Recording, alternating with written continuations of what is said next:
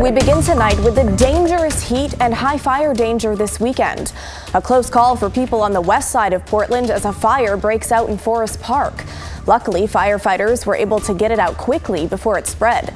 But they aren't letting their guard down after weeks of hot and dry weather, and they say neither should you.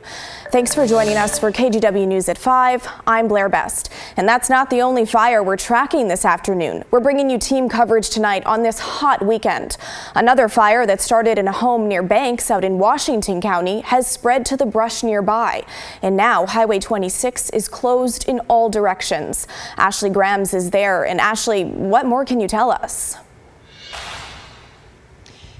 Yeah, Blair, evacuations here, evacuation orders, that is, were lifted. But as you said, Highway 26 still closed at the intersection of Highway 47. You'll notice some of those emergency vehicles behind me, some of those fire crews. There's a reason they set up on this highway. That's because the terrain is so harsh and steep. Banks Fire told me it's difficult to even get some pickup trucks through these back roads. They say the fire started this morning in an RV. That RV was right next to a home. Both caught fire and burned, but the people inside got out safely, suffering some minor injuries. Even though fire crews were able to put out the RV and house fire, the fire is still burning in the surrounding trees and brush. But Banks Fire says they believe crews prevented what could have been major damage. The combination of the terrain, the heat of the fire, the weather, humidity that we're having, and the red flag wind warnings that we're having could have all spelled a major disaster. Command chose to hit this with as heavy of a task force as we could and to get it knocked out before it could get to that point. Banks Fire is a volunteer fire department, so lots of crews on scene helping them out today, including Yamhill, Scappoose, Forest Grove, and Hillsborough. The Washington County Sheriff's Office is directing traffic. Now, they told me they hope to reopen 26 here sometime this evening, and we have seen several fire crews pulling out here as we've been here for this story. They do say that the good news is not lots of neighbors in this area, so a lot of those people won't be directly affected. Blair? All right, Ashley, thank you so much. Well, meanwhile, this morning in Portland, a scary close call as a fire started in Forest Park. Portland Fire and Rescue say it was less than an acre, but crept towards dense vegetation. Let's bring in Thomas Schultz. And Thomas, it wasn't easy for crews to reach this fire. No, Blair, it wasn't. Portland firefighters had to hike a quarter of a mile to put out a fire near Maple Hill Trail. That means they stretched hose line that distance from the engine on the road. Other fire departments are also busy preparing for potential fires. Charred wood is left from a fire put out by Portland Fire and Rescue in Forest Park this morning. Firefighters carried equipment through trails to reach the fire before it spread past the trunks of these trees. Meanwhile, other departments are readying for an expected uptick in fires. The Clackamas Fire District added staff to a fire station in Sandy this weekend through a $35,000 grant from the Oregon State Fire Marshal's Office to rural fire stations. So we have more firefighters out there to kind of man more rigs to get them where we need to have them. Isaac Hamilton urges the public to be on the lookout for even a wisp of smoke.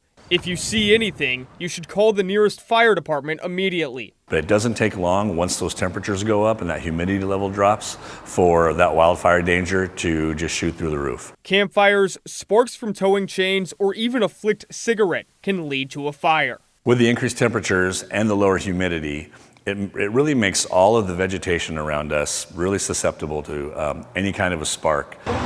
Those high temperatures are also leading many to the water.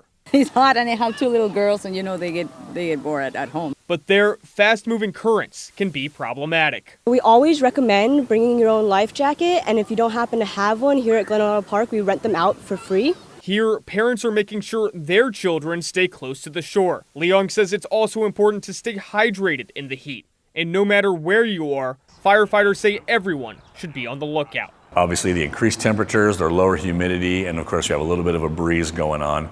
They just want everyone to know that we're on a heightened alert for wildfires. Hamilton says they have seen an increase in bush fires. Now, if you see a fire, he says only call 911 if it's an emergency. If not, call the nearest fire department and they will respond promptly. Blair? Thomas, thank you. Well, let's check in with meteorologist Joe Ranieri. And Joe, we are still seeing some extreme heat across the metro area. How hot did we get this afternoon? Oh, we topped out about 95 degrees at the Portland International Airport. Just a little bit cooler in downtown Portland, but not by much. But still, we're going to be under that heat advisory the rest of your Saturday night. And we also have the fire danger in effect until about 8 o'clock this evening. You can kind of see where the heat advisory is. It's the orange color, really up and down the I-5 corridor throughout the metro area, all the way down into southern Oregon. It stretches into eastern Oregon. Now we'll also look at the fire danger. It's that red color you see. This is going to be in effect throughout parts of the Columbia River Gorge and the metro area until about 8 o'clock tonight. Again, we're going to be looking at very dry, windy, and hot conditions heading into tomorrow, even though tomorrow will be just a little bit cooler. Right now, we're looking at the relative humidity levels down to about the upper teens to the low 20s, 25% in Portland.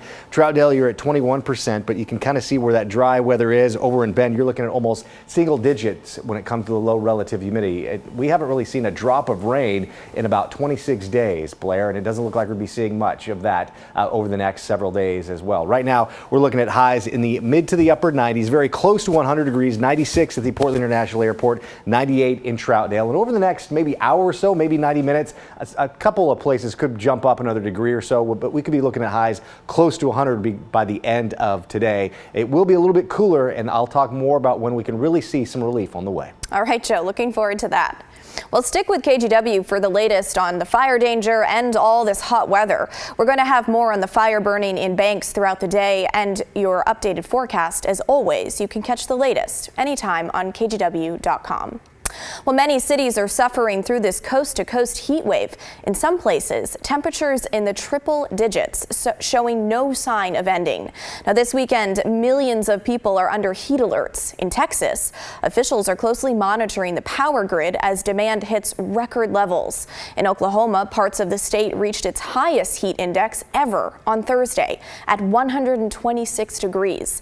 And Phoenix, Arizona has reached 15 consecutive days over 110 degrees. Well, demonstrators today are getting the word out, trying to keep the Larch Correction Center open. The minimum security prison in Clark County is set to be closed in October for a number of reasons: a declining inmate population, a surplus of minimum security beds, and a call for tens of millions in repairs. But people in the community want it to stay open, in part because inmates help fight wildfires and maintain wilderness areas.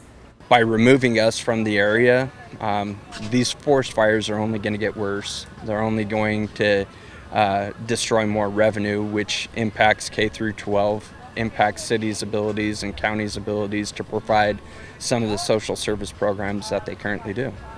The Department of Corrections says the firefighting service will shift to the re-entry center in Longview once Larch Corrections closes.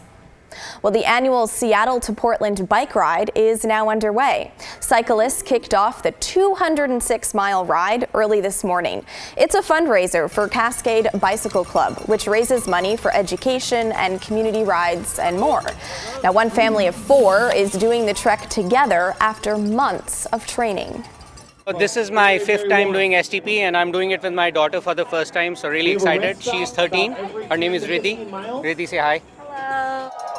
Well, cyclists go through both rural and urban parts of Washington and Oregon, and riders have the option to do it in either 1 or 2 days. So some riders are already arriving in Portland tonight at Holiday Park near the Lloyd Center.